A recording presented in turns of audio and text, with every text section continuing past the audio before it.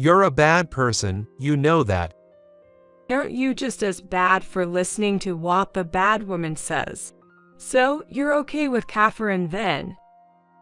It's fine. After all, I can't even think of her as a woman anymore.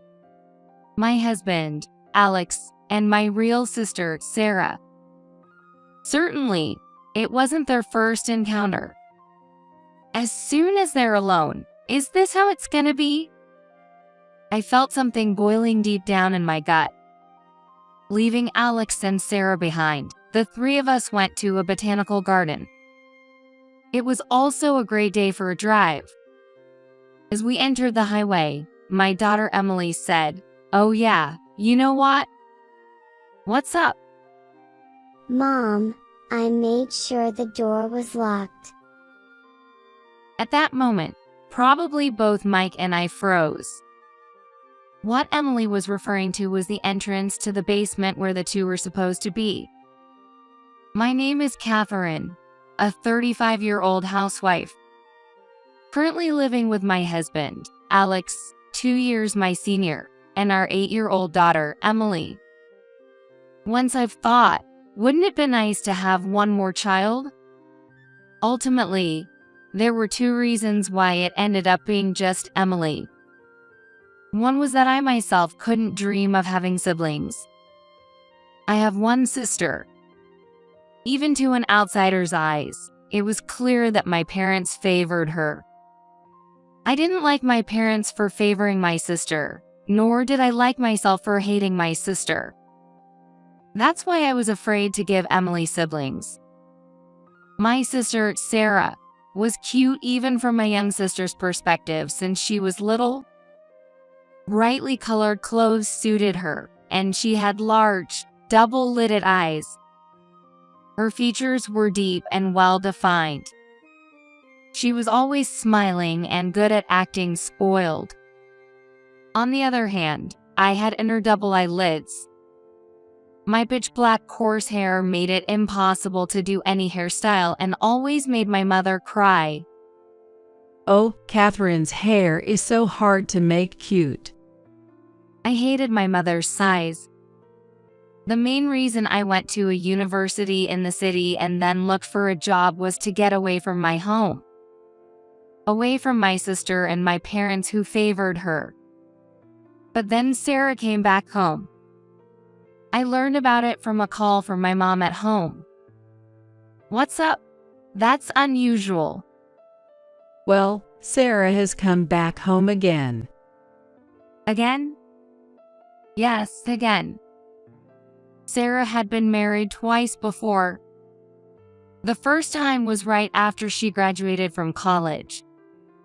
To put it bluntly, it was a shotgun wedding.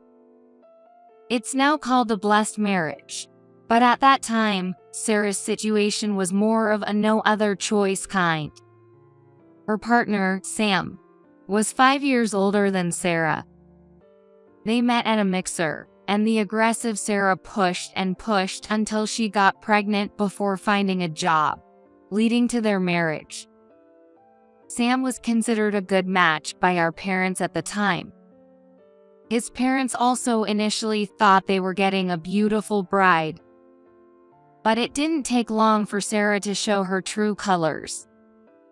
Within 5 years, Sarah's habit of splurging, having been spoiled by our parents buying her anything, showed up there too.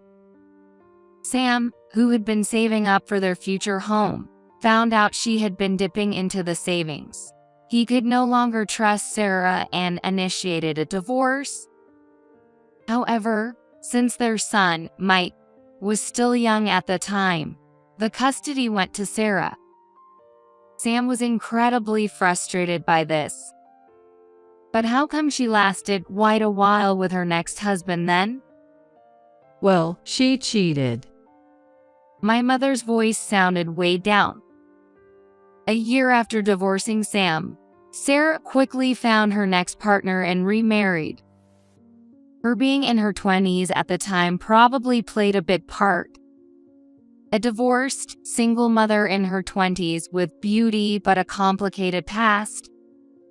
The next guy was the manager at her part-time job. Indeed, her looks and outward charm played a significant role. And with the marriage to the manager, concerned about appearances, she quit the part-time job altogether.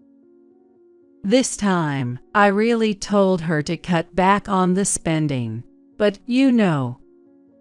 Well, her spending habit was somewhat curbed. The main reason was that the next guy earned less than Sam. But this man had lost his parents early on and had inherited the house. That must have been Sarah's target. They didn't need to spend their income on a home. She might have thought that if she tried the same thing again, she'd end up without a host to leech off of this time. But you know things were fine while Mike was in elementary school. Just during elementary school. You'd understand, being a mom yourself, the interactions between mothers and such. I nodded emphatically. Indeed, being busy with those interactions left no room for spare time. But once Mike got to middle school, those interactions stopped, and she found herself with too much free time. Free time? She cheated because she was bored? Well, yes, the men Sarah chooses are always nice as husbands, but as for being attractive as men. I was appalled. My mother was saying this. And now, Sarah and Mike are living with us. Hey, Mom, speaking of which, she cheated and got divorced, right? Could she afford to pay alimony? Do you think she could? We had to pay for her. Not just a loan, then. As usual, too lenient. And so, Catherine. She said she'd be visiting you from time to time, so. What? You've got to be kidding. Why should I have to deal with my sister now? What are you saying? She's your only sister, right? Here we go again. You've always been cold-hearted. Sarah said so too. You hardly ever come home. That's right. Why should I return to a place that feels so uncomfortable? Please, I'm asking you. Mike seems uncomfortable too, having switched schools several times. When she said that, I was speechless. Mike is really a good kid. Eventually, the two of them started coming over all the time. Now, for some reason, we live in the next state over from our hometown. And it's only about an hour's drive away.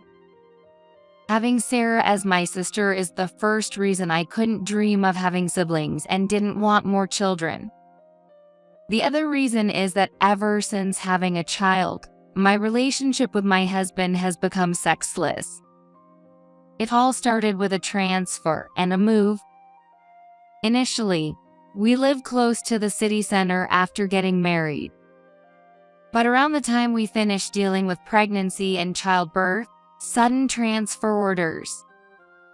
We ended up moving to a relatively large regional city.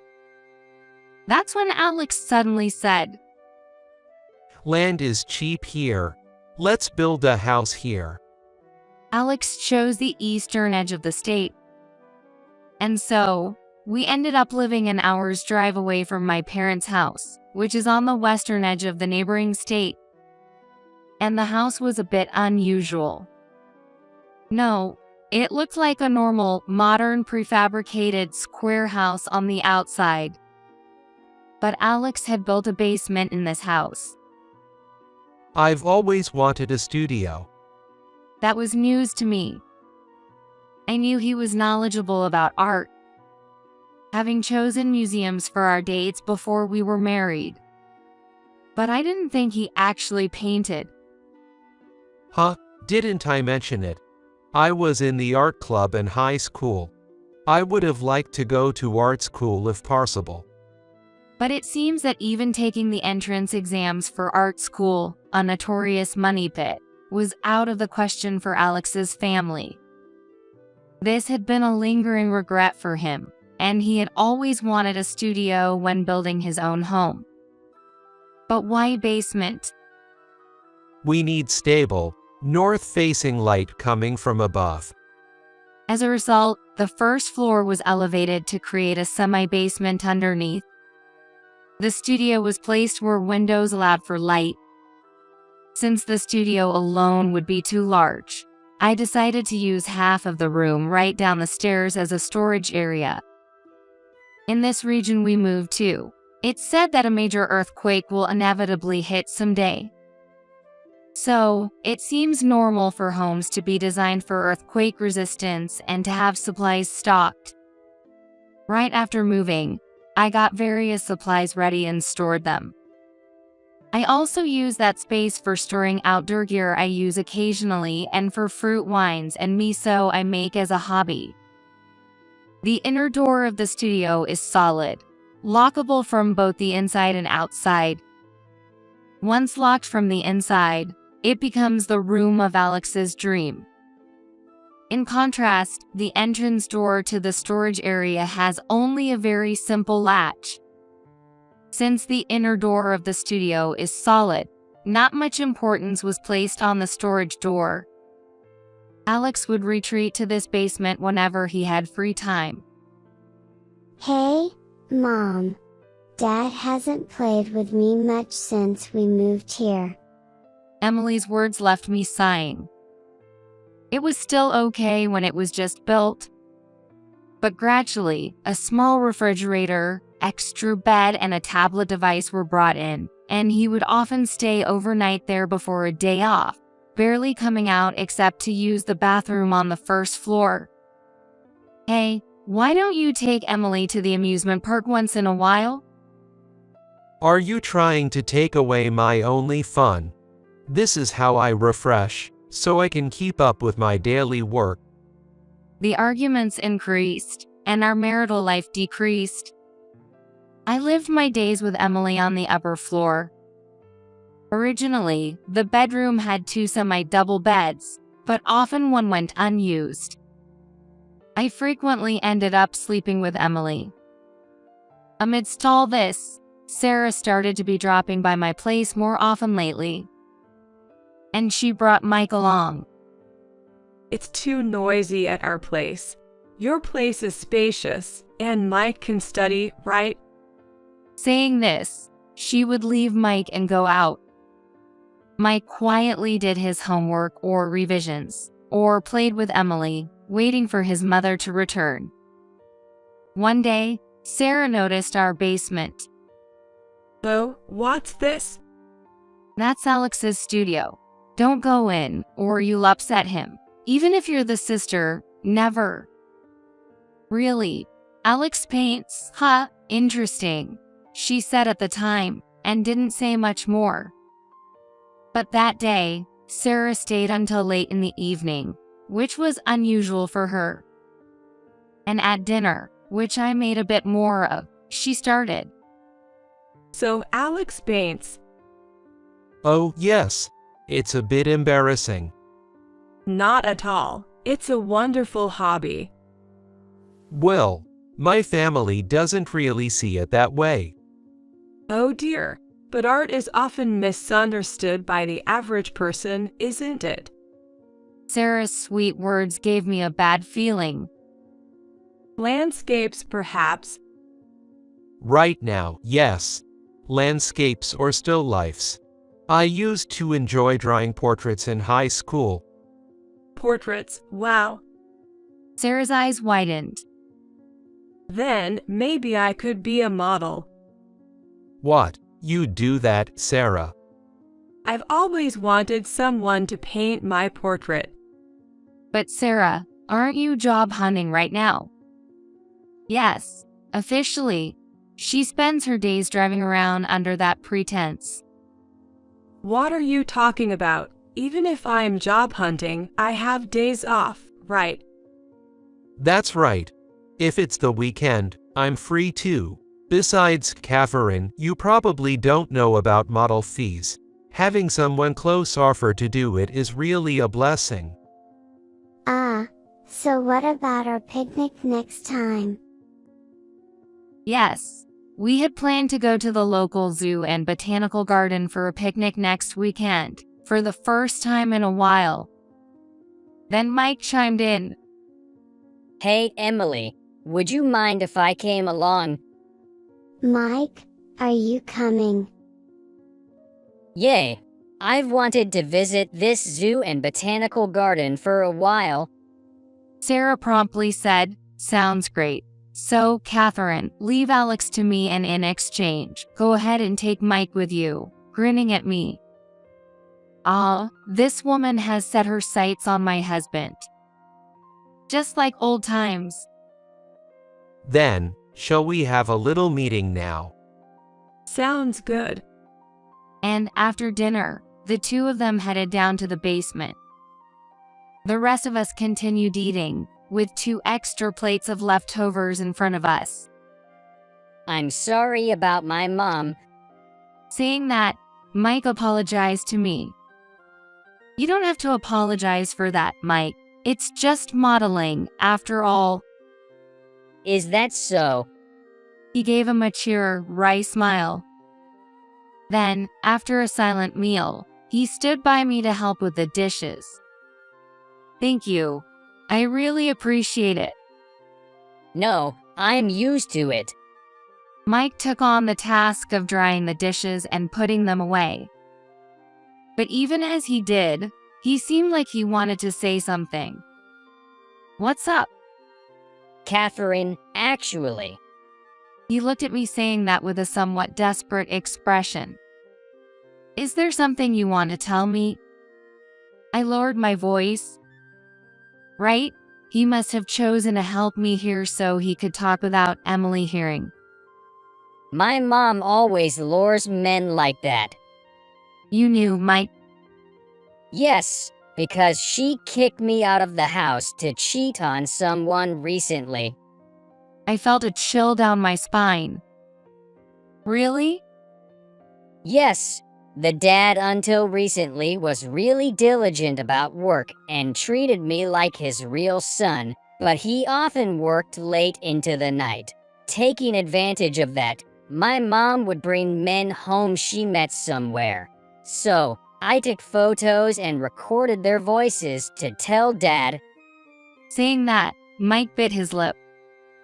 It was so frustrating to see such a good person deceived. I clenched the dishcloth in my hand tightly. Then, Dad went ahead and filed for divorce after he was well informed. Does that mean the divorce was initiated because of you, Mike? Yes, it was too sad to see Dad deceived by such a person like my mother. Dad kept it a secret that the evidence came from me to avoid getting me into trouble since he couldn't take me with him. That's what happened. So, you're telling me this because you want me to do something? In a little while, Catherine, I think you should go down and check on them. Understood, I replied. For the next 2 hours, Mike kept Emily entertained with games. I love Mike so much. This well-behaved child was also good at handling Emily. During breaks from the game, he'd search on the tablet about the zoo and botanical garden, getting Emily excited about what's there and what she wants to see. While the two were happily frolicking, I quietly went down to the basement. Both the entrance to the storage and to the studio were left open. I silently entered the storage without turning on the light and moved to a spot where I could see into the studio without being seen. What I saw was Sarah sitting on a still life podium, embracing Alex. Even from a distance, I could see buttons on Sarah's blouse undone. You're a bad person, you know that. Aren't you just as bad for listening to what the bad woman says? So, you're okay with Catherine then? It's fine. I just can't see her as a woman anymore. They laughed quietly together, followed by unbearable sounds. Certainly, it wasn't their first encounter. As soon as they're alone, is this how it's gonna be? I felt something boiling deep down in my gut. But I didn't barge in yelling right then. The phrase of art model has a grounded reason. Even dressed like that, Sarah would probably casually say, "There's such a thing as nude modeling, you know?" as the punchline. And Alex will probably come up with excuses like saying it's to understand the lines of the body. I needed something more decisive. I silently went back upstairs. Upon seeing me return, Mike said, "Just like I told you, right?" What should we do, Catherine? He asked in a mature, cool tone. "I have an idea." Oh, you do? Then I'll brace myself too. And then the weekend arrived. On Saturday, the day was clear and sunny. Warmer than expected. Perfect for a picnic on the zoo and botanical gardens grassy field. Emily and I were looking for outdoor gear in the storage. By this time, the door to the studio was closed. Sarah, who had brought Mike along, quickly entered the studio where Alex was and closed the door behind her. We don't know what's happening on the other side of the door right now. What do we need? A sheet, and, Thinking about if the wind picked up, I also packed a pop-up tent, pegs, and ropes to keep it from flying away. Catherine, can we use our tent there? We'll ask at the entrance. As we continued our conversation, we moved various items out. Mike and I both had our hands full, so we left the door open. Then the three of us got into the car and set off. It was also a great day for a drive. As we got onto the main road, Emily suddenly said, "Oh yeah, you know what? What's up?" Mom, I made sure the house was locked up. What? Because both Mom and Mike had their hands full. It's not good to leave the house open when we're going out, right? At that moment, probably both Mike and I froze. Emily knew about the existence of the studio, but didn't really understand what it was. Alex takes care of cleaning and everything in the studio himself. I've also been told not to touch anything. So, to ensure Emily wouldn't go in and move anything around, the door to the studio is usually locked during the day. But today, Hey, Emily, why did you lock the storage door? Mike asked her. Because I saw the door to the back room, which is usually firmly closed, swinging back and forth. Mom, the back room should always be locked, right? But I don't know where the key is. So I thought I should lock it from the outside. I see. There is indeed a proper lock on the door to the back room. But the one on the outside is just a latch. So even Emily could close it. I see. That's right. I imagined the situation and felt a smile creeping on my face. Then I told Emily, "Hey, Emily, after this, let's go visit Grandpa and Grandma on Dad's side." Really? Is that okay? This was all part of the plan. Visiting the in-laws has been scheduled. It's been a while, so let's stay overnight. I added that to the plan. And the next evening, after spending a joyful time at the in-laws' house after 2 hours' drive from the zoo and botanical garden area, we had dinner, breakfast, and lunch. It's about time we head back. Oh no, stay a bit longer, as we were doing push and pull over D. A classic telephone rang cut through. Oh, that's mine. The police? What's that, Catherine? Can you put it on speaker? At my Phil Jack's request, I switched the phone to speaker mode and answered. Yes, hello. Sorry to bother you. This is the state police. Is this Catherine's phone? Oh yes, this is Catherine. The person claiming to be a police officer seems to have a lot of noise in the background, with the sounds of sirens blaring. What's happened? Oh, yes. We received reports from your neighbors about the sound of a window breaking and a foul smell coming from the basement of your house. What? I let out a bewildered cry. What could have happened? Alex is supposed to stay at home today, isn't he? So, what could it be? I said to my in-laws. These in-laws are truly wonderful people who adore their rarely seen granddaughter, Emily, very much. The only concern about them was mostly calling to vent over their son suddenly building a home far away. Honestly, compared to my own parents, they're incomparably more decent people. They warmly welcomed Mike, who is after all my nephew. I asked the police, so, what exactly happened? It seems that Alex was the one who broke the window. Could you elaborate a little more?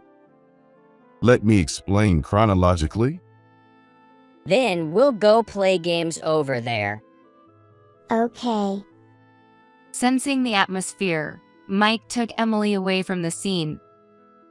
Certainly, it wasn't a story meant for Emily's ears. Then the police officer began to explain to us. A neighbor returning from shopping was startled by the sound of breaking glass and peeked into our house. Hesitantly, but considering they were in regular contact with us through neighborhood circulars, the neighbor entered the yard to find out which window it was. It turned out to be a window for light in the basement, which normally went unnoticed. In a panic, the neighbor looked through the broken spot, smelled a terrible odor, and saw a naked man and woman wrapped in blankets or sheets, cowering in pain.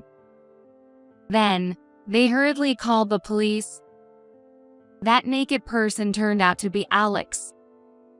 The expressions on my in-laws' faces twisted instantly. What is he doing? Despite the anger of Jack, I kept the conversation going. So, about the sound of ambulances. Yes. When we approached, they said they were locked in and injured, asking for help. So we called an ambulance and rescue team. That's quite a response. The sighs from my in-laws grew louder. The front door was locked, and due to security reasons, we decided to remove a window pane to send in rescue personnel and saved out the two. Thank you. But what about the injuries? Trying to get out through the window, Alex fell from a stand and severely injured his back. My in-laws were so shocked, their jaws might as well have dropped. That's when I asked another crucial question. The other woman, could her name be Sarah by any chance? She's my sister. Your sister. Is she the woman? The police officer hesitated slightly. What happened? Yes. Indeed, she identified herself as such. We've contacted your family as well. But it turns out she was the source of the bad smell. What? It seems she may have been chilled from yesterday. There were many beer cans around, and, well, she had an accident in her undressed state, leading to a significant amount of waste scattered around your basement. Oh, yeah. Attempting to at least clean themselves, they used the stored bottled water in the storage, which spread further around, soaking into the clothes they had left, affecting both of them. My in-laws' faces twitched at the mention of the clothes. So, where is my husband now? Which hospital? Yes. The police provided the name and address of the hospital and then hung up. I was utterly bewildered by the turn of events. Surely, I was aware we had locked them in, thinking it would yield evidence of the affair, allowing Mike and me to thoroughly investigate the studio later. But this outcome was unforeseen. Being locked in meant no access to the bathroom, leading to a major incident involving the police, ambulance, and rescue team. Stay strong, Catherine. Mike, noticing the call had ended, rushed over to shake me. Then, he suddenly prostrated before my in-laws. I'm terribly sorry for what my mother has done. This is now when I must respond properly to his improvisation. Mike, did you hear that? I heard the name Sarah. I'm sorry, that's my mother. She was targeting Alex. What did you say? So when she said she'd model, I deliberately raised my voice. Yes, she used me to get the two of you out. No way. I'm really sorry, Catherine. No, it's not something a mere child like you should apologize for. Jack, Ava, could you please go to Alex's? Why not? We need to understand the situation clearly. Yes, that's what we should do. But what about you, Catherine? I'm sorry, Jack, Ava. Right now, I don't know what to do. I'm so shaken. I feel like I might cause an accident if I drive. I see. Well then, we'll go check on him. Thank you. I expressed my gratitude to both of them. After they left, it goes without saying that Mike and I firmly shook hands, having pulled off our charade. Then, 2 weeks later, my lawyer reported that things seemed to be going well. Yes, I had been staying at my in-laws' house, planning my next move. First, I called the neighbor who first discovered them, to gather details about how the two were rescued. The neighbor was a person good at spreading gossip and sharing what they see and hear. I had always valued our regular interactions to prevent any bad rumors, but it proved useful this time. You know, it's like the neighborhood was filled with police cars, fire trucks, and ambulances, right? It was quite the scene. And about your husband, well, how do I put it? I encouraged her to continue speaking. And the other woman, the smell was unbelievable. What did she eat to produce such a smell? When I revealed that the woman was my sister, she exclaimed, "Really? Oh my. So, to put it simply, your husband, he was taken by your sister?" Her voice was surprisingly lively. So, I responded in a voice that sounded like I was putting on a brave front as much as I could. "It seems so." "Such a pit," she said, though clearly excited by the drama. Thanks to this first responder, it became clear there were many witnesses to the affair. The neighborhood had already seen the commotion. My words will likely spread rumors about his affair partner quickly. Next, I sought a lawyer who could secure favorable terms for a divorce and a restraining order against Sarah. At this time, I had no desire to see Alex's face. So, I decided to finalize everything through the lawyer. When Emily asked, "Can't we go home?" I explained, there was a burglar in the house. Well, technically a burglar. The burglar, well, took Daddy away. Emily tilted her head in confusion, seemingly having lost any expectations or affection for a father who had stopped playing with her. Meanwhile, Alex's incessant calls were non-stop. Of course, I ignored them all while keeping the answering machine on. Apparently, the fall had broken his hip, requiring a long hospital stay. According to my in-laws, not only Sarah but Alex also reeked terribly. My own son, I'm utterly dismayed. Caught in an affair with his wife's sister, Ava was furious, lecturing him at the hospital. Jack was so dismayed he talked about disowning him. Messages kept piling up on my answering machine, perhaps as payback for the scolding from those two. Hey, what's going on? I'm injured here. Why aren't you showing up? You're the one who locked us in, aren't you? A lawyer came. Divorce, are you sure? I'll never agree to it. What? Emily locked the door? No way. Hey, why is there a video going around online? Did you do something? Fine, I'll agree to the divorce. But isn't this amount for alimony too much? Please, even if we have to sell this house, no one will buy it with the basement in its current state. Cut down on the alimony, please. Please. Answer the phone at least once. The last messages were already in tears. Calls from Sarah also came, but they were incomprehensible, so I turned the volume down to 0 as soon as I recognized it was her. I couldn't let Emily hear such foul language. Meanwhile, Mike made contact with his biological father. Mom never told me his cell phone number, but Grandma gave me the home phone. She said to call in an emergency. An emergency? Yo, Grandma always regretted not being able to get custody from Mom. Back then, there wasn't enough evidence, and I ended up with Mom. That was the case. But with what happened this time, I think it's clear she no longer qualifies as a parent, and I hope things were like that. Mike spoke with determination. I've been teased a lot because of the name Mom gave me. Really?